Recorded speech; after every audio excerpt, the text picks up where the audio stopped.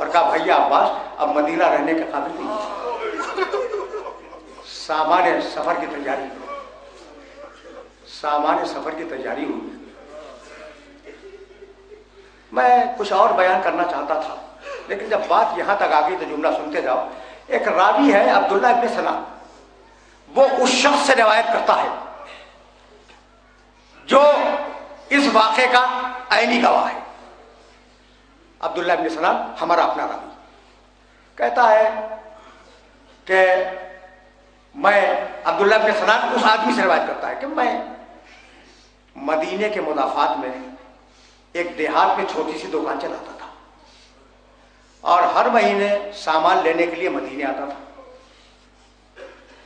میں دیکھتا تھا مدینے والوں کا کریکٹر، اچھا لباس پہنتے ہیں، بالوں میں کنگھی کرتے ہیں، خوشبو لگاتے ہیں، مسکرا کے سلام کرتے ہیں، مسکرا کے جواب دیتے ہیں، یعنی ایک انتہائی خوبصورت اخلاق والوں کی تصویر اس نے کھینچی کہ مدینے والے ایسے تھے۔ 28 رجب کو جب میں مدینے میں داخل ہوا تو میں نے دیکھا کہ کوئی مدینے والا ایسا نہیں ہے جس کے سر میں مٹی نہ ہو۔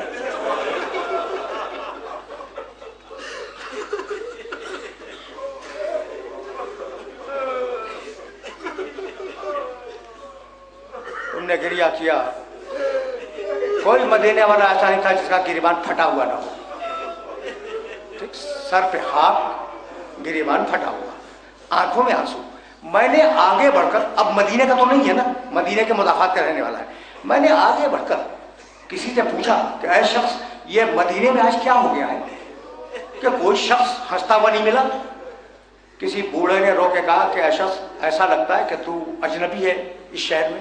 کہا کہ ہاں میں مدینے کا تو نہیں ہوں، مدینے سے دور رہتا ہوں۔ کہا کہ کوئی ایسا غم نہیں ہے جو آج سے پہلے مدینے والوں کا پڑا ہو اور مدینے والے اسے برداشت کر لے گئے ہوں۔ کہا ہوا کیا؟ کہا آج نبی کا نواسا نبی کے شہر کو چھوڑ کے جا رہا ہے،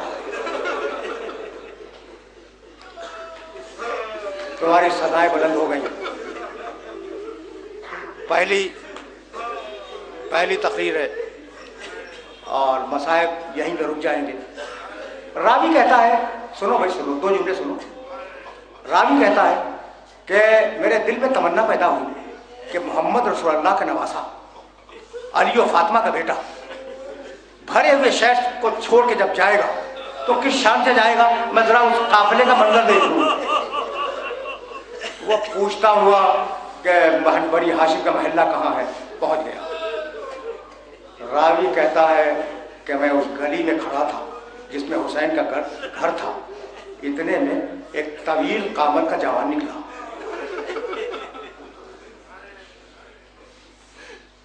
اس نے گلی کے دونوں طرف قناتیں باندھ دی اور کہا اب کوئی گلی کو عبور نہ کرے، اب قافلہ سوار ہونے والا ہے۔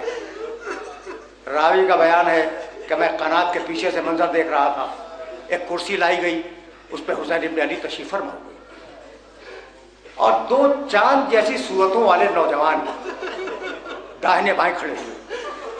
میں نے کہا وہ بڑا کون ہے؟ کہا اس کا نام ہے علی اکبر حسین کا بیٹا۔ کہا وہ چھوٹا کون ہے؟ کہا اس کا نام ہے قاسم حسن کا بیٹا ہے۔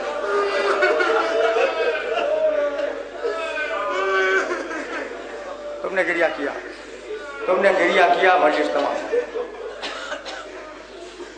راوی کہتا ہے کہ حسین کرسی پہ بیٹھ گئے، دونوں جوان پیچھے کھڑے رہے حسین کے، اور اب کچھ ناقے لائے گئے، ان پر چھولداریاں، خیمے، وہ بار ہوئے، وہ ناقے آگے بڑھ گئے۔